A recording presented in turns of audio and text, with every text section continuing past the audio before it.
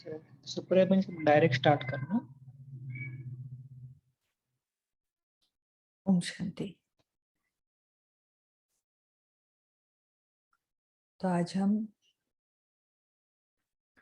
28 नवंबर 1969 की जो अव्यक्त वाणी है उसका पार्ट 2 देखेंगे। वाणी बड़ी है इसलिए 2 पार्ट्स में पढ़ रहे हैं। तो वाणी का टाइटल है लौकिक को अलौकिक में परिवर्तन करने की युक्तियां। तो आपने जैसे जो पहला पार्ट हुआ उसमें देखा ही है कि बाबा ने संपूर्ण समर्पण की बात की हुई है। भट्टी में आई हुई आत्माएं हैं, बाप दादा उनसे बात कर रहे हैं। तो क्या सारे संपूर्ण समर्पण हो गए हैं, ये बाबा का प्रश्न था। और उस प्रश्न को लेते हुए बाबा ने हर एक चीज मन, स्मृति, वृत्ति, दृष्टि, बोल, कर्म, संबंध, संपर्क, समय, संपत्ति, हर एक चीज को लौकिक से अलौकिक में परिवर्तन करना, संपूर्ण समर्पण होना है। तो कैसे लौकिक में अलौकिक में, लौकिक को अलौकिक में परिवर्तन करना जरूरी है, ये समझाया। तो आगे हम जो पैराग्राफ दिख रहा है वहां से पढ़ेंगे। तो साथ किसके रहेंगे? साथी अंगुली छोड़ दे तो क्या करेंगे? अभी इसका कॉन्टेक्स्ट क्या है? इसके पहले ही पैराग्राफ में बात बाबा ने हलचल की थी कि जो संपूर्ण समर्पण करने के बाद एक निश्चिंतता है या अचल स्थिति है, वो जो है वो सदैव आपकी रहे। समस्या आए और आप डगमग हो जाओ, ये न हो। हाँ, तो वो न हो उसके लिए फिर क्या करना है? क्या करना है? बाबा का साथ लेना है। बाबा तो है ही ना। देखो हम सब ब्राह्मण आत्माओं को तो ये पता है ना, जो भी कुछ है बाबा के आधार से चल रहा है, सहारे से चल रहा है। जो कुछ भी विजय हम अपने जीवन में प्राप्त कर रहे हैं, अपने स्वभाव संस्कार को हो, दूसरों के स्वभाव संस्कार को हो, परिस्थितियां को हो, समस्याएं को हो, उसके लिए आधार सिर्फ और सिर्फ एक बाप है। राइट। तो बाबा ने इस पॉइंट को मानस डगमग नहीं होना है, नहीं तो क्या हो जाएगा, और लोग जो है वो तमाशा देखेंगे, कहते क्या है होता क्या है। तो ये ना हो, उसके लिए फिर क्या करना है? तो बाबा का साथ लेना है। तो हम वहां से पढ़ेंगे। तो कॉन्टेक्स्ट ये है। तो साथ किसके रहेंगे? साथी अंगुली छोड़ दे तो क्या करेंगे? सभी अपना साथ निभाए। बाप दादा तो किसी न किसी रूप से साथ निभाने अर्थात अंगुली पकड़ने की कोशिश करते रहते हैं, इतने तक जो बिल्कुल सांस निकलने तक। सांस निकलने वाला भी होता है तो भी जान भरते हैं, लेकिन कोई ऑक्सीजन लगाने ही न दे, नली को ही निकाल दे तो क्या करेंगे?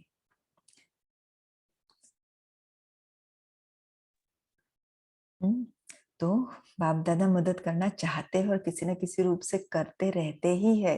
हाँ, ये हम सबको अनुभव है। लेकिन बाबा कहते हैं अगर बच्चा ही लेना ना चाहे मदद तो फिर बाबा भी क्या करे? तो अगर बाप दादा का सहयोग चाहिए तो वास्तव में है ना, सहयोग भी मांगने की चीज नहीं है। ओम शांति सिस्टर। सहयोग स्नेही को स्वतः ही प्राप्त होता है। आप बाप दादा का स्नेही बनो तो सहयोग स्वतः ही प्राप्त होगा, मांगने की आवश्यकता नहीं है। तो इसको थोड़ा सा समझना है। बाप दादा का स्नेही बनेंगे तो सहयोग आप ही स्वतः ही प्राप्त होगा। बाप दादा कौन? थोड़ा सा आवाज में थोड़ा सा क्लियर नहीं आ रहा शायद। मम्मा बाबा इस विश्व की माना जो सारी मनुष्य आत्मा है उनमें।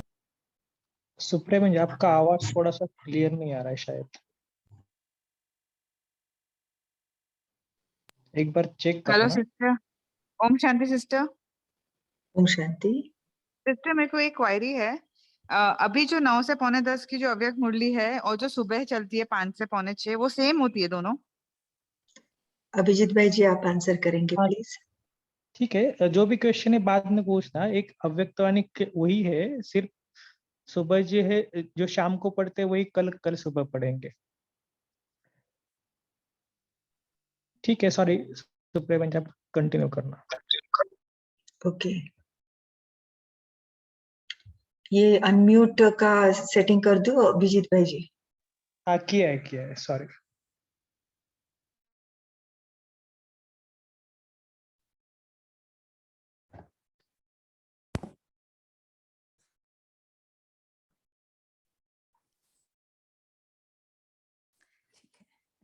सॉरी, पॉइंट ये चल रहा था कि बाप दादा ने जो कहा कि बाप दादा के सहयोग कोई मांगने की चीज नहीं है। अगर स्नेह है तो सहयोग आप ही मिलेगा। कि इसके साथ के स्नेह की बात हो रही है स्वयं परमात्मा, और नेक्स्ट टू गॉड जो आत्मा है ब्रह्मा। तो जितना मैं स्नेही रहूंगी, स्नेही रहना माना क्या, उनसे कनेक्टेड। हाँ, मैं आत्मा देह से न्यारी। देखो इस वाणी का ही जो फर्स्ट पार्ट था, बाबा ने सबसे पहली बात क्या कही थी कि देह से न्यारे बनना, ये पहली बात है। ऐसे नहीं कि हम रिश्तों में न्यारे बन जाए, कर्म में न्यारे बन जाए। जब जब जब नए आते हैं ना, तो इतना यथार्थ चीजों को समझा नहीं होता है। तो यूजुअली न्यारापन इमीडिएटली ना, लोगों से मिलना कम हो जाएगा, काम में इतना रस नहीं रहेगा, ऐसे लगता रहेगा आत्मा उसको स्वमान समझ लेगी या अपना भाग्य समझ लेगी कि मुझको तो एकदम बेहद का वैराग आ गया है, मुझे तो बस ये घर में हूं ना तो ऐसे लगता है नहीं ये छोड़ छाड़ कर बस मैं योग करूं। तो देखा जाए तो वो यथार्थ वैराग्य नहीं है। बाबा जो इस रीति से हमें समझाते वो क्या है, तुम्हें देह से न्यारा बनना है, लेकिन देह के साथ तुम्हें जहां पे भी पार्ट मिला है वहां पे आपको प्यारा बनकर ही चलना है। जो भी रोल्स रिस्पॉन्सिबिलिटीज मिली हुए हैं उन्हें यथार्थ रीति से निभाना है, सूक्ष्म और स्थूल दोनों रूप में। तो बनना क्या है, देह से न्यारा। तो जितना आत्मा देह से न्यारा बननी हुई रहेगी, आप ही परमात्मा जो निराकार है, मैं यहाँ इस शरीर में रहते हुए, इस साकार वतन में रहते हुए भी देह के भान से न्यारी हूँ। देह में तो हूँ, देह से न्यारा नहीं। एक्चुअली पॉइंट होना चाहिए, शब्द होना चाहिए देह के भान से न्यारा। देह में रहते हुए भी मैं देह हूँ ये भान नहीं है मुझे। मैं जो हूँ ओरिजिनली आत्मा, उस भान में टिकी हुई हूँ।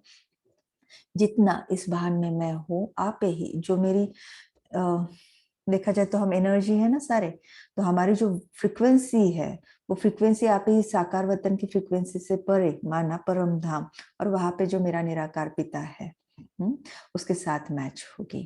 तो माना मैं कनेक्शन में आ जाऊंगी। भले यहाँ पे मैं कुछ भी कर रही हूँ, सिंपल झाड़ू भी मैं लगा रही हूँ, लेकिन अपने देह के भान से परे वाली स्थिति है, तो बाबा के साथ कनेक्टेड हूँ, और वो है सर्वशक्तिवान।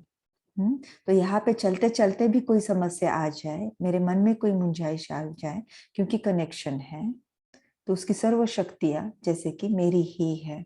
और आप ही, क्योंकि वो बुद्धिवानों की बुद्धि है, आप ही वो मुझे कोई ना कोई टचिंग देगा जो मेरी बुद्धि उस रीति से चलेंगी और मैं समस्या को रिजॉल्व कर पाऊंगी, सॉल्व कर पाऊंगी।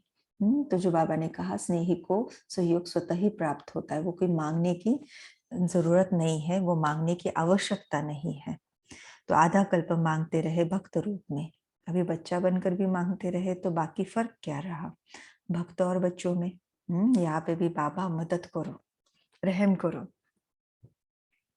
ये अगर हम कहे बाबा शांति चाहिए, ये अगर हम कहे, तो हम में और भक्तों में डिफरेंस क्या रहा। लेकिन कारण क्या है, अज्ञानी होकर सहयोग मांगते हो। ये जो मांगने का, जो बच्चा बनकर भी शब्द तो बाबा यूज कर रहे हैं ना, तो माना बच्चा बनकर मांग रहे हैं, लेकिन स्थिति अज्ञानी की है, क्योंकि ज्ञानी माना आत्मिक स्थिति में स्थित, और संबंध का संपूर्ण स्मृति है, मैं कौन और वो मेरा कौन। मैं अगर उसका बच्चा हूं तो अधिकारी हूँ, तो वो जैसा शांति का सागर, मैं मास्टर शांति सागर, बस उसके साथ कंबाइंड और शांति को अनुभव कर रहा हूँ। मांगूंगी नहीं कि बाबा मेरे मन बहुत अशांत है, मुझको शांति दो, दुर्बलता फील कर रही हूँ, शक्ति दो, ये बात होगी ही नहीं। तो जब भी मांगने की स्थिति आ जाती है आत्मा की, तो जरूर वो अज्ञानी स्थिति में है। बस शब्द बाबा यूज कर रही है आत्मा, लेकिन है अज्ञानी स्थिति, क्योंकि वो देहभान में है। तो कारण क्या है कि अज्ञानी होकर सहयोग मांगते हो। सॉरी, अधिकारी समझो तो फिर मांगने की आवश्यकता नहीं। बीती सो बीती, अभी तक जो कुछ भी आगे पीछे हमसे हुआ है, बाबा कहते बीती सो बीती। जो बीत चुका उसका चिंतन न करके बीती हुई बातों से शिक्षा लेकर आगे के लिए सावधान। अगर बीती हुई बातों को सोचते रहेंगे तो यह भी एक समस्या हो जाएगी। समस्या तो बहुत आती है, यह भी एक नई समस्या खड़ी कर देंगे। अंतिम जन्म चल रहा है ना, तो बहुत सारी बातें सामने तो आएंगी, क्योंकि सेटल होने के लिए यही एक जन्म है अभी, ठीक है। लेकिन अभी तक चलते चलते मैंने जो छोटी बड़ी गलतियां करके रखी हुई है, बाबा ने क्या कहा, उसके ऊपर ज्यादा चिंतन नहीं करो, उसमें से शिक्षा लो और आगे के लिए सावधान हो जाओ, मतलब बिंदी लगा दो, बीती सो बीती कर दो। लेकिन वो ना करूं, अरे हाय देखो बाबा की श्रीमत ये थी, उस परिस्थिति में तो मैंने ऐसे कर दिया, वहां पे तो वो कर दिया, मेरे से तो श्रीमत का उल्लंघन हो गया। अगर मैं यही सोचती रहूंगी तो ये एक नई समस्या हो जाएगी। और होगा क्या, इससे तो आत्मा की बैटरी डिप्लीट होने वाली है, और जो चीजों को सामना उसको करना है, अपने में जो परिवर्तन लाना है, उसके लिए जो शक्ति है, वो शक्ति तो वो खुद होकर गवा रही है, तो परिवर्तन होगा कैसे? सिर्फ वो क्या रहेगी, विश रहेगी, मुझे लगेगा कि मुझे ये करना है, मुझे वो करना है, प्रैक्टिकली मैं वो कर नहीं पाऊंगी, क्योंकि मैंने अपनी सोच के कारण ही अपनी शक्ति को गवा दिया। इसीलिए बाबा कहते हैं बीती सो बीती, माना गलती करने के लिए बाबा अलाउ नहीं कर रहे, लेकिन जो बीत चुका है उसके ऊपर अब अपनी एनर्जी को वेस्ट नहीं करो, उससे शिक्षाएं लो, आगे के लिए सावधान रहो।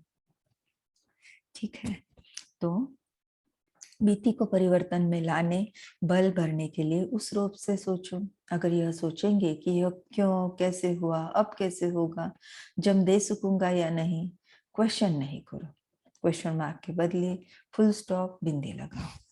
बिंदी लगाना सहज होता है, क्वेश्चन मार्क तो कोई लिख सकेगा नहीं, लेकिन यहाँ क्वेश्चन लगाना सभी को आता है। बिंदी देखो, एक फुल स्टॉप है ना, तो छोटा बच्चा भी लगा पाएगा। क्वेश्चन मार्क वो जब छोटा सा है, आएगा है या आएगा ही, ये भी जरूरी नहीं है। तो बाबा कहते जो इजी है वो करो ना, फुल स्टॉप लगाओ। हाँ, लेकिन बाबा ने देखो उल्लन ना दी, यहाँ पे क्या हो रहा है, क्वेश्चन मार्क लगाना आता है, माना जो डिफिकल्ट है वो आता है, लेकिन सिंपल है जो है बिंदी लगाना, वहां पे कम पड़ जाते हैं। तो बिंदी लगाते जाओ तो बिंदी रूप में स्थित हो सकेंगे। हर एक चीज को मैं फुल स्टॉप लगाती जाऊं, जो बीता सो बीता, चलो सीखो, आगे के लिए सावधान। इससे होगा क्या, जो व्यर्थ मेरी बुद्धि पास्ट में रहेंगी उससे मैं बच जाऊंगी।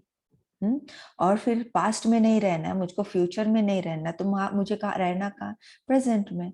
तो प्रेजेंट में होता क्या है, देखा जाए तो सोल कॉन्शियसनेस माना प्रेजेंट मोमेंट। आत्मिक स्थिति में पास्ट और फ्यूचर नहीं होता है। जिस जिस पल में आत्मा आत्मिक स्थिति में हूं, मैं उस मोमेंट में जी रही हूँ। लेकिन जितना मैं पास्ट में भटकूंगी, फ्यूचर में भटकूंगी, उतना मैं देह भान में रहूंगी। तो यहाँ से और वहां से, मतलब पास्ट को भी छोड़ो, फ्यूचर की भी अननेसेसरी चिंता नहीं, जितना जरूरी है उतना, माना पास्ट से कुछ शिक्षाएं ले लो, फ्यूचर के लिए कुछ प्लानिंग है, उतना ठीक है। लेकिन वो छोड़ के जितना ज्यादा भटकना है, वो हमें बॉडी कॉन्शियसनेस में ही लेके जाएगा, व्यर्थ में ही लेके जाएगा। तो जितना जितना सोल कॉन्शियसनेस का अभ्यास होगा, उतना मैं प्रेजेंट मोमेंट में रहूंगी। हाँ, तो ये हो गया इनसाइड आउट एफर्ट, कि मैं अंदर अभ्यास कर रही हूँ जिससे मैं प्रेजेंट मोमेंट में रह सक रही हूँ। और आउटसाइड इन एफर्ट क्या है, खुद होके अलर्ट रहना, कि ज्यादा मुझे इधर उधर भटकना नहीं है, मतलब पास्ट में ज्यादा रहना नहीं है। ज्यादा संकल्प चल रहा है, खुद को समझाना है, be in the present moment, बीती सो बीती, फुल स्टॉप लगाओ। तो जितना बिंदी लगाते जाएंगे, उतना बिंदी रूप में स्थित हो सकेंगे। म्यूजियम या प्रदर्शनी में आप लोग समझाने के बाद फिर क्या करते हो, म्यूजियम व प्रदर्शनी के पश्चात क्या करना है, वह पर्चा सभी को देते हैं, करते हैं ना हम, परिचय देते हैं, सब कुछ है, उसके बाद फिर पर्चा देंगे, देखो ये सब आपने सुना। तो अगर आपको अपने जीवन में भी ये सब कुछ अनुभव करना है, तो आपके नजदीक के सेवा केंद्र पर जाओ, 7 दिन का कोर्स होगा, निःशुल्क होगा, रोज 1 घंटा देना, सब बताते हैं ना उन्हें। तो बाबा कहते हैं तो वैसे ही क्या करना है। हाँ, तो बाप दादा भी आज पूछते हैं कि आप भट्टी के पश्चात क्या करेंगे, भट्टी के लिए तो आए, उसके आगे क्या। तो यज्ञ के कार्यों को कैसे आगे बढ़ाएंगे, अपनी उन्नति का साधन क्या करेंगे, दैवी गुण धारण करना, स्नेही बनना, यह तो करना ही है, लेकिन प्रैक्टिकल रूप से क्या देंगे। जैसे आप लोगों ने सुनाया कि अपने बाप दादा के परिवार के स्नेही सहयोगी बनेंगे, लेकिन वह भी किन किन बातों में बनना है, स्नेही सहयोगी बनना है। हाँ, अपना भी, खुद का भी, तो बाप दादा का भी, तो परिवार का भी, लेकिन किन किन बातों में।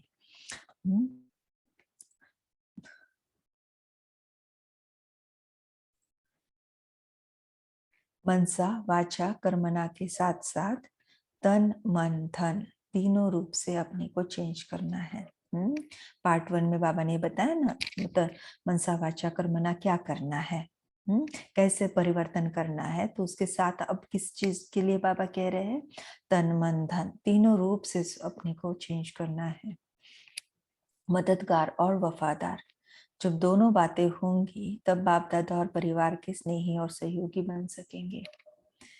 जो सहयोगी होंगे उनकी परख क्या होगी, वह परिवार और बाप दादाओं के विचारों और जो कर्म होते हैं उनमें एक दो के समीप होंगे।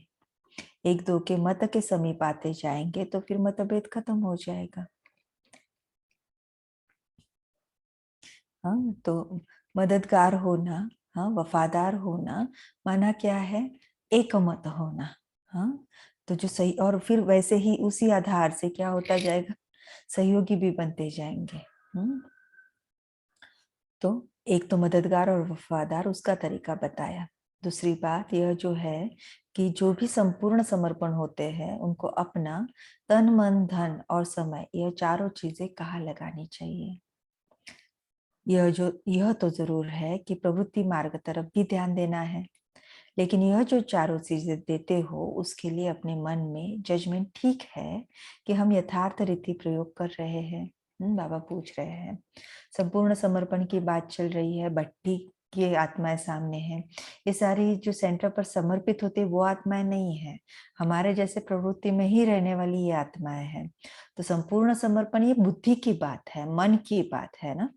तो इसलिए बाबा कह रहे हैं कि चलो आपको प्रवृत्ति को तो संभालना ही है, लेकिन तन मन धन और समय देखो, क्या मेरी बुद्धि ये मुझे जजमेंट देती है कि मैं इन सब को यथार्थ रीति श्रीमत अनुसार ही यूज कर रही हूँ, जिस रीति लगाना चाहिए वैसे ही लगा रही हूँ। तो यह पोता मेल भी निकालो कि तन मन धन और समय का प्रयोग कहाँ करते हैं। जैसे अपने घर का पोता मेल रखते हो, वैसे जो संपूर्ण समर्पण हुए हैं उनको यह भी पोता मेल निकालना चाहिए।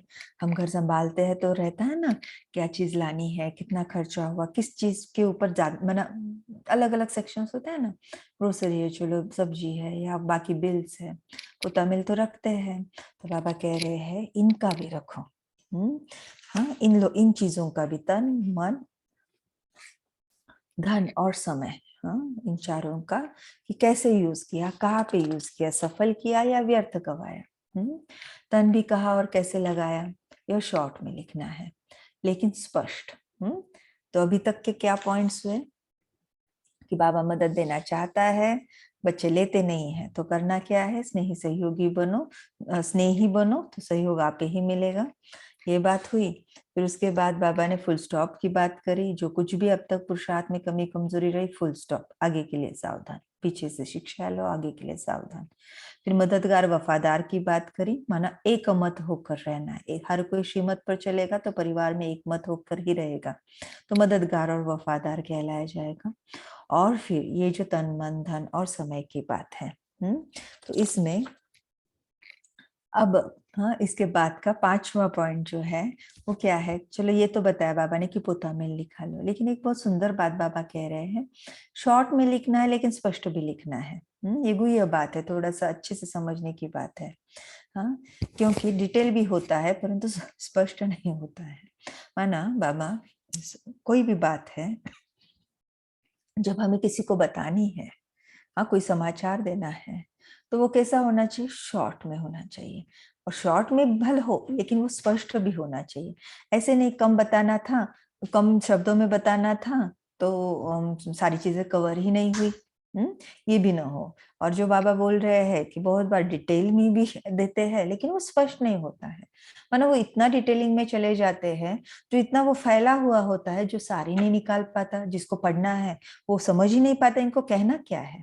मैं समझती हूँ हम सबका ये कभी ना कभी का अनुभव है, शायद अपना भी संस्कार हो या किसी और में देखा हो, कि कोई भी बात है मूल बात छोड़कर उसके आगे पीछे ही बहुत ज्यादा वो घूमते हैं, तो ये भी कमजोरी है, ये देहभान है।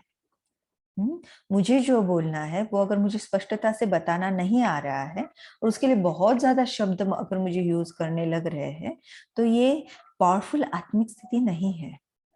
क्योंकि आत्मिक स्थिति में शॉर्ट होगा और लेकिन स्पष्टता से भी बता पाएंगे।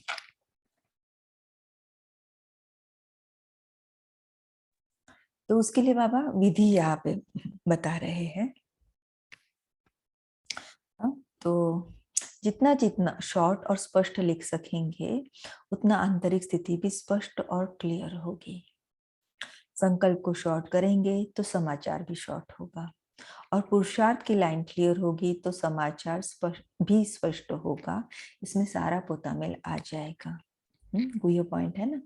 माना मेरे संकल्प जितने कम होंगे उतना मेरा समाचार शॉर्ट होगा, कम शब्दों में मैं बता पाऊंगी। संकल्प कम होना माना क्या? पावरफुल आत्मिक स्थिति। क्योंकि संकल्पों की गति किस कब फास्ट होती है? देहभान में, व्यर्थ और निगेटिव में संकल्पों की गति फास्ट है। Powerful, pure, positive, powerful, elevated जो थॉट्स हैं उनमें संकल्पों की गति स्लो होती है। तो माना मेरी स्थिति जो है, मैं जो बोल रही हूँ उससे मेरी स्थिति का पता चलता है, राइट। जितनी मेरी स्थिति पावरफुल है उतने मेरे संकल्पों की गति कम होगी, और उसके आधार से जो मैं बताऊंगी उसमें वो कम शॉर्ट में होगा वो समाचार। और जो मेरे पुरुषार्थ की लाइन क्लियर, माना जो याद की स्थिति होनी चाहिए, ज्ञान की समझ होनी चाहिए, धारणाएं हैं, यथार्थ रीति से सेवा करना, क्योंकि पुरुषार्थ में चारों सब्जेक्ट आ जाते हैं। उसके आधार से आत्मा ने जो बल कमाया हुआ है उससे उसके अंदर एक क्लैरिटी होगी, स्पष्टता। पवित्रता जो है, पवित्रता का एक स्वरूप है स्पष्टता। तो उस आत्मा को यथार्थ रीति ये पता है कि क्या हुआ है, कितने शब्दों में और किस रीति से, क्या बताने से मुझे जो बताना है वो स्पष्ट रूप से मैं बता रही हूँ। तो एक है संकल्पों की गति, जितनी संकल्पों को जितना शॉर्ट करेंगे तो समाचार शॉर्ट होगा, पुरुषार्थ की लाइन क्लियर होगी तो समाचार भी स्पष्ट होगा। इसमें सारा पता मिला आ जाएगा। ठीक है, ये एक सुंदर पॉइंट है जिसको अंदर समाना है और प्रैक्टिकल में यूज करना है। तीसरी बात यह याद रखना है कि मनसा वाचा कर्मणा, जो कुछ भी अब तक पुरुषार्थ की कमी के कारण चलता रहा उसको बुद्धि से बिल्कुल ही भूल जाओ। जैसा कि अब नया जन्म लिया है, पुरुषार्थ में जो बातें कमजोरी की है वह सभी यहाँ ही छोड़कर जाना है। जो बीती सो बीती कहा ना, उसका ही जैसे कि एक अगला पॉइंट। और ये मैं समझती हूँ, मैंने खुद ने भी ये अप्लाई किया हुआ है। हम चलते हैं, हाँ, अच्छा पुरुषार्थ भी करते हैं, लेकिन फिर भी ऐसे लगता रहता है कि फिर भी इतने जो साल हुए इसमें जितना होना चाहिए तो उतना नहीं किया। थोड़ा साल बेले हुए, यहाँ पे ऐसा किया, वहां पे वैसा किया। तो अभी जो हुआ उसके ऊपर ज्यादा चिंतन करने से अच्छा है कि जैसे कि ये पल में मुझे अभी मेरा अलौकिक जन्म हुआ, ये मेरा नया जीवन अभी शुरू हुआ है, अब मुझे क्या करना है। पहले का जो किया अच्छा किया वो तो जमा के खाते में है, जो बुरा किया अभी उसको फुल स्टॉप लगाओ। बुरा किया इन द सेंस मैंने जो कुछ भी अलबेलापन या कभी कोई गलती की, वो सारा फुल स्टॉप। और अभी जैसे कि ये नया अलौकिक जन्म है मेरा, और अब पूरे उमंग उत्साह से मैं फिर से जैसे शुरुआत करूं, अपनी दिनचर्या को देखूं, धारणाओं को देखूं, उनकी एक्यूरेसी को देखूं। जैसे एक नया बच्चा बाबा के यहाँ पे घर जन्म लेता है तो कैसे उत्सुकता से सारी चीजों को देखता है, परखता है, पूछता है, एक्यूरेसी को चेक करता है, वैसे हम करें। बाबा कहते जो कुछ भी हुआ ना उसको बुद्धि से बिल्कुल भी भूल जाओ, जैसे कि अभी नया जन्म लिया है। पुरुषार्थ में जो बातें कमजोरी की है वह सभी यहाँ ही छोड़कर जानी है। फिर पत्रों में यह नहीं आना चाहिए कि पिछले संस्कारों के कारण यह हो गया। जबकि संपूर्ण समर्पण हो गए तो ऐसे ही सोचना कि दान दी हुई चीज है, जिसको अगर फिर स्वीकार करेंगे तो उसका परिणाम क्या होगा। यह स्मृति रखने से चारों बातें चेंज हो जाएगी। चारों कौन सी? तन, मन, धन और समय, ये परिवर्तन हो जाएगा अलौकिक में। मुख से कभी ऐसे बोल नहीं निकलने चाहिए। समस्या सामने क्यों आती है? क्योंकि ज्ञान की कई बातें उल्टे रूप में धारण कर ली है। कोई भूल होगी तो कहेंगे कि संपूर्ण तो बने नहीं है, अभी तो समय पड़ा है, पुरुषार्थी है। हाँ, ये अगला पॉइंट है जिसको हमें उठाना है।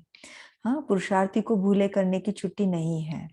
पुरुषार्थी ये जो शब्द है जिसको उल्टे रूप से ले लेते हैं ना, तो बाबा उसको करेक्ट कर रहे हैं। पुरुषार्थी माँ का यथार्थ अर्थ क्या? पुरुष माना आत्मा, माना मैं आत्मा स्व के अर्थ, उन्नति के अर्थ जो कर्म करती है उसको पुरुषार्थ कहेंगे। लेकिन हमने यहाँ ब्राह्मणों की भाषा में पुरुषार्थी क्या माना? पुरुषार्थी है ना, तो गलती तो होगी, संपन्न संपूर्ण कहाँ बने, ये हमारी भाषा होती है। तो बाबा कहते हैं ये करेक्ट नहीं है, ये उल्टे रूप से आपने उसको धारण किया है।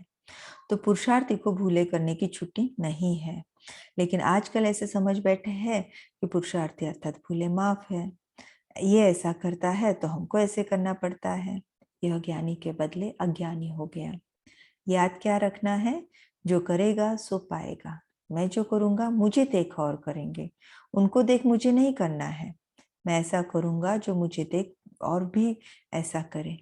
तो यह छोटी छोटी बातें उल्टे रूप में धारण कर ली है। ज्ञान का सही एडवांटेज जो लेना चाहिए उसके बदले उल्टे रूप से प्रयोग करने से पुरुषार्थ में कमजोरी आती है।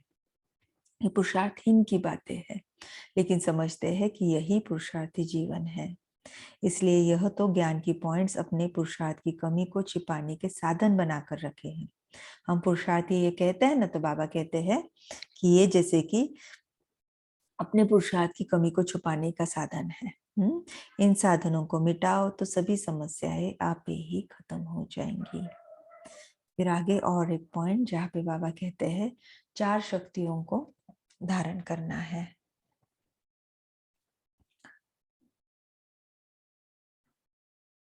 साक्षी बहन आगे ले सकते हैं या यहाँ पे रुकना है? 5 मिनट ले लो, अभिजीत कोई भाई जी। 5 मिनट ले लो, कोई प्रॉब्लम। तो 4 शक्तियों को धारण करना है तो एक ही ईश्वरीय शक्ति, लेकिन स्पष्ट करने के लिए कहा जाता है। पहली है समेटने की शक्ति अर्थात शॉर्ट करने की शक्ति, दूसरी है समाने की शक्ति, तीसरी सहन करने की शक्ति, चौथा सामना करने की शक्ति। लेकिन किसका सामना करना है? बाप दादा व दैवी परिवार का नहीं, माया की शक्ति का सामना करने की शक्ति। हाँ, है तो परमात्मा शक्ति ही जिसको हम अपने अंदर समाते हैं, लेकिन परिस्थिति अनुसार उसका रूप अलग अलग हो जाता है, जिसको फिर ये 4 शक्तियों का नाम बाबा ने दिया हुआ है। तो इन शक्तियों को जितना हम अपने जीवन में यूज करते जाएंगे, समस्याओं को हल कर पाएंगे, स्वयं को बचा पाएंगे। तो यह चारों ही शक्तियां धारण करेंगे तो संपूर्ण समर्पण को अविनाशी कायम रख सकेंगे। जैसे कहते हैं ना कि एक तो शॉर्ट माना छोटा करो और फिर दूसरा शॉर्ट माना छाटना, हाँ माना कट करते जाओ। तो यह करना है, यह सोचना है, यह नहीं, यह बनना है, यह नहीं, शॉर्ट करते जाओ।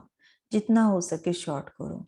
जो 10 शब्द बोलने हैं उनको शॉर्ट कर दो, शॉर्ट कर 2 शब्दों में रहस्य बताओ। तो ऐसे शॉर्ट करते करते बिल्कुल शॉर्ट हो जाएगा। ऐसा पुरुषार्थ इस भट्टी के पश्चात करना है। एक बात यह भी याद रखना कि जैसे बाप दादा ने आप सभी बच्चों को सृष्टि के सामने प्रत्यक्ष किया है, तो अब आप बच्चों का भी काम है कि हर कर्तव्य से, हर बात से बाप दादा को अनेक आत्माओं के आगे प्रत्यक्ष करना है। वह है आपका कर्तव्य। हाँ, बाबा ने तो अपना किया कि हमें इस विश्व के आगे प्रत्यक्ष किया। हमारा कर्तव्य क्या है? मेरे हर एक संकल्प, बोल और कर्म द्वारा बाप दादा प्रत्यक्ष हो, माना उनकी जो शिक्षाएं है उनका मैं स्वरूप बनूं। ये हमारा कर्तव्य है। तो यह भी अपना चार्ट देखो कि अब तक हमने बाप का संदेश तो दे दिया, लेकिन उस संदेश से आत्माओं के अंदर बाप दादा के स्नेह और संबंधों को प्रत्यक्ष किया नहीं। तो फिर क्या वह सर्विस क्या रही? हाँ, अधूरी सर्विस नहीं करनी है। मैंने संदेश दिया, परमात्मा आ चुका है, लेकिन क्या मैंने उनके अंदर परमात्मा के प्रति स्नेह जागृत किया, वो अपनापन जागृत किया? अगर वो नहीं किया तो वो अधूरी सर्विस है, उसको सर्विस कहेंगे भी क्या? ये भी क्वेश्चन मार्क है। तो अभी संपूर्ण समर्पण हुए हो तो सर्विस भी संपूर्ण करनी है। इसलिए हर एक को यह भी चेक करना है कि मैंने आज मनसा वाचा कर्मणा कितनी आत्माओं के अंदर बाप दादा के स्नेह और संबंधों को कहाँ तक प्रत्यक्ष किया है। सिर्फ संदेश देना सर्विस नहीं, संदेश देना अर्थात उनको अपने संबंधी बनाना, अपना संबंधी बनाना अर्थात शिव वंशी ब्रह्मा कुमार कुमारी बनाना। तो यह है अपना संबंधी बनाना। अपना संबंधी तब बनाएंगे जब उनको स्नेही बनाएंगे। स्नेही बनने से संबंधी बन जाएंगे। सिर्फ संदेश देना यह तो चीटी मार्ग की सर्विस है, और उनके अंदर बाप का स्नेह और संबंध जागृत करना यह विहंग मार्ग की सर्विस है। दुनिया के अंदर यह आवाज फैलाओ कि बाप दादा अपने कर्तव्य को कैसे गुप्त वेश में कर रहे हैं, उनको इस स्नेह और संबंध में लाओ। है तो सभी आपके संबंधी ना, तो संबंधियों को अपना संबंध याद दिलाओ। बिछड़ी हुई आत्माओं को स्नेही बनाओ। अभी सर्विस का गुप्त रूप चल रहा है, प्रत्यक्ष रूप नहीं चल रहा है। म्यूजियम में आते हैं, बाहर का प्रत्यक्ष रूप और चीज है, लेकिन सर्विस का रूप अभी गुप्त है। सर्विस का रूप जब प्रत्यक्ष होगा तब प्रत्यक्षता होगी। सर्विस कैसे बुद्धि को पाए, उसके लिए नए नए प्लान्स भी बनाओ। आवाज कैसे हो, बेधड़क होकर सूचना देने, संदेश देने के लिए जाओ। प्रदर्शनी भी करते जाओ, लेकिन बाद में उनको जो कहते हो वह तुम भी करो। आपस में मिलकर सोचो, दुनिया को यह कैसे मालूम हो कि अभी समय क्या है और कर्तव्य क्या हो रहा है। किसी भी रीति आवाज पहुंच जाए। पेपर द्वारा सर्विस होनी चाहिए, वह हुई नहीं है। एक संगठन के रूप में एक दो को समझ सहयोगी बन बेहद की सर्विस में बेहद का रूप लाना है। इस ग्रुप में इमर्ज रूप में सभी को यह उमंग है कि जैसे बाप दादा चाहते हैं वैसे हम 100% करके दिखाएंगे। जैसे यह इमर्ज रूप में है, पूरा हो जाएगा। सभी के मन में जो है कि टोटली लौकिक कार्य से सभी सरेंडर हो जाए, वह दिन भी नजदीक है। लेकिन वह तब होगा जब मन से सरेंडर होंगे। फिर लौकिक कार्य से सरेंडर होने में देरी नहीं लगेगी। इस बार ही मन से सरेंडर हो जाओ। जिसकी रिजल्ट अच्छी देखेंगे उस अनुसार नंबर देंगे। भट्टी का प्रोग्राम भले हो न हो, मधुबन तो है ही भट्टी। मधु बनाते रहेंगे और अपना अमर बनने का सबूत देते रहेंगे। सभी से बड़ा सरेंडर होना है संकल्पों में। कोई व्यर्थ संकल्प ना आए। इन संकल्पों के कारण ही समय और शक्ति वेस्ट होती है। तो संकल्प से भी संपूर्ण समर्पण होना है। मन की उमंगों को अब प्रैक्टिकल में लाना है। अच्छा, ओम शांति। तो इस वाणी का अगर हम सार रूप देखें पार्ट 1 और पार्ट 2 का, तो बाप दादा ने संपूर्ण समर्पण की बहुत खुली और बहुत विस्तार से भी परिभाषा दी हुई है, जहाँ पे बाबा ने मन संकल्प, बोल, कर्म, तन, मन, धन, समय, स्मृति, वृत्ति, दृष्टि, हर एक के प्रति कैसे हर एक चीज को लौकिक से अलौकिक में परिवर्तन करे, इसकी परिभाषाएं बताई हुई है। और उसमें एक सबसे सूक्ष्म जो चीज हमें अभ्यास में लानी है, जिसका स्वरूप बनना है, वो है देह के भान से न्यारापन। जितना जितना आत्मा शरीर में, जैसे मैं आत्मा भी आपसे बात कर रही हूँ, लेकिन मुझ आत्मा को ये भान रहना चाहिए कि मैं शरीर से परे और एक आत्मा हो। हाँ, जितना ये होगा बाबा से कनेक्टेड रहेंगे, जो भी समस्या है उनमें बाबा की मदद को ले पाएंगे, और ये जो मन बुद्धि का समर्पण है उसको यथार्थ रीति निभा पाएंगे, अविनाशी बना पाएंगे। अच्छा, ओम शांति।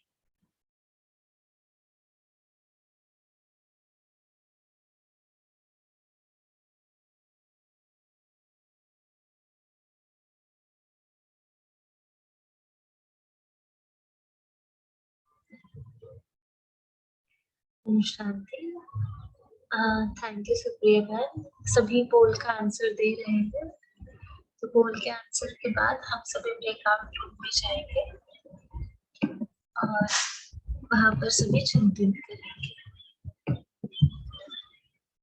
1 मिनट साइलेंस में बैठेंगे और तब तक सभी पोल का आंसर भी देंगे।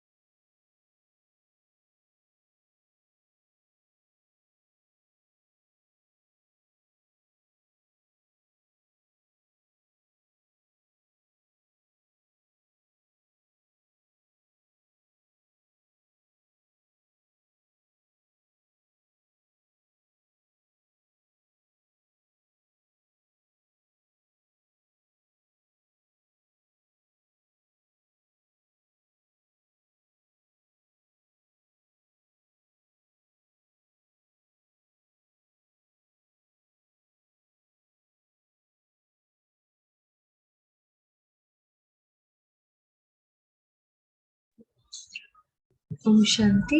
आज बाबा ने क्या कहा है सभी शेयर कर सकते हैं। कल और आज दोनों भी लौकिक से लौकिक को अलौकिक में परिवर्तन करने की युक्तियां। इस मुरली से आपने क्या क्या धारण किया सभी शेयर करेंगे।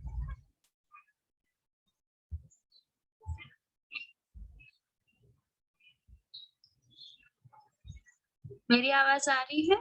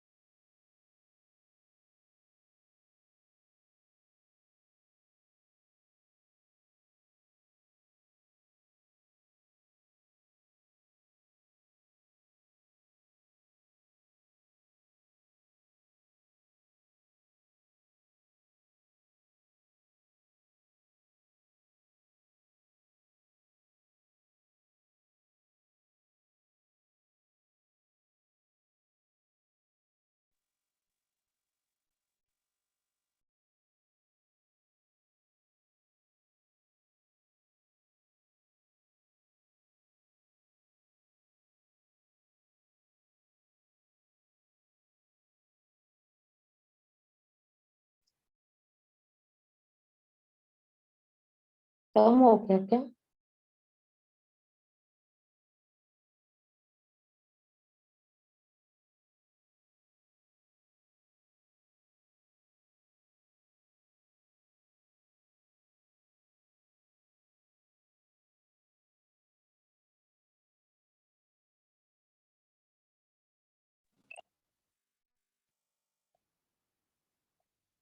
बाबा ने बोला कभी हम इतना विस्तार में जाते हैं कि जो हमें सार की बात बोली वो भी स्पष्ट नहीं होती है, इसलिए हमें शॉर्ट से शॉर्ट करना है।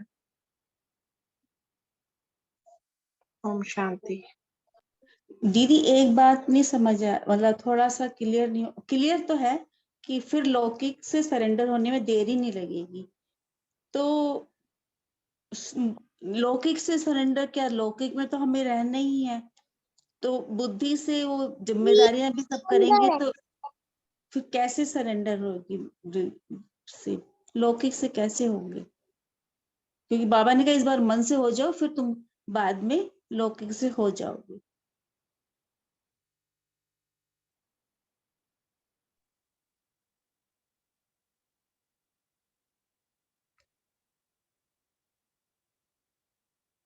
जैसे बाबा के यज्ञ में सरेंडर होना होगा ना, तो यज्ञ में सरेंडर होने के लिए घर से भी तो छुट्टी होनी चाहिए ना। तो जब मन में पूरा सरेंडर कर देंगे मन से, तो वहां से भी छुट्टी मिल जाएगी ना। जी। और दीदी कुछ ऐसा होता है ना, कभी तो हमारा पार्ट ही होता है कि हमें लौकिक में रहकर बाबा की सेवाएं करनी है, पर कुछ कुछ जगह आप देखेंगे तो बंधन होता है ना, रिस्पॉन्सिबिलिटीज होती है या कुछ ना कुछ जिम्मेदारियां होती है, उस कारणवश वो कर नहीं पाते। तो अगर बाबा के साथ जुड़े रहेंगे तो वो सब बंधन, वो जिम्मेदारियां अपने आप निकलती जाएंगी, तो उन आत्माओं को अलौकिक समर्पण होना, लौकिक समर्पण होना सहज होगा। उस रूप से शायद बाबा बोलना चाह रहे होंगे। जी, तो अभी टाइम हो गया है। ओम शांति दीदी। तो यहाँ पर हम थोड़ा सा अगर लौकिक को देह के रूप में देखते हैं तो वो शरीर का एक पार्ट होता है, तो अलौकिक हमें क्या देखना है, आत्मा को देखना है। तो फिर ये देह को देखना ही नहीं है। अगर हमारी आदत है तो इस आदत से हम मजबूर है, तो इसके लिए हमें क्या करना है, आत्मा देखना, अलौकिकता को देखना है। अलौकिक क्या, आत्मा को देखना है। ओम शांति। जी, अभी हम होमवर्क की तरफ चलेंगे। दीदी है हमारे बीच में, सुप्रिया दीदी?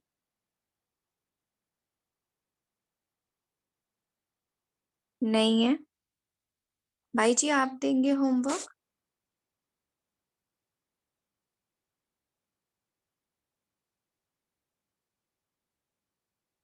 ओके। तो आज बाबा ने हमें एक बात याद रखने के लिए कहा है, और वो कौन सी? जो मैं करूंगा मुझे देख सब करेंगे। तो इसी भाव से हर कर्म हम करेंगे, दूसरों की बातों को देखते हुए भी नहीं देखेंगे। और दूसरी बात, बाबा ने कहा ना, सबसे बड़ा सरेंडर होना है संकल्पों में। तो कल हम संकल्पों के द्वारा बाबा के आगे सरेंडर होंगे। अपने संकल्पों को शॉर्ट रखेंगे, आवश्यकता नहीं है वो संकल्प बुद्धि में नहीं रखेंगे। तो ये है कल का होमवर्क। मनसा वाचा कर्मणा तन मन धन समय से संपूर्ण समर्पण। ओम शांति। ओम शांति। ओम शांति। गुड नाइट बाबा।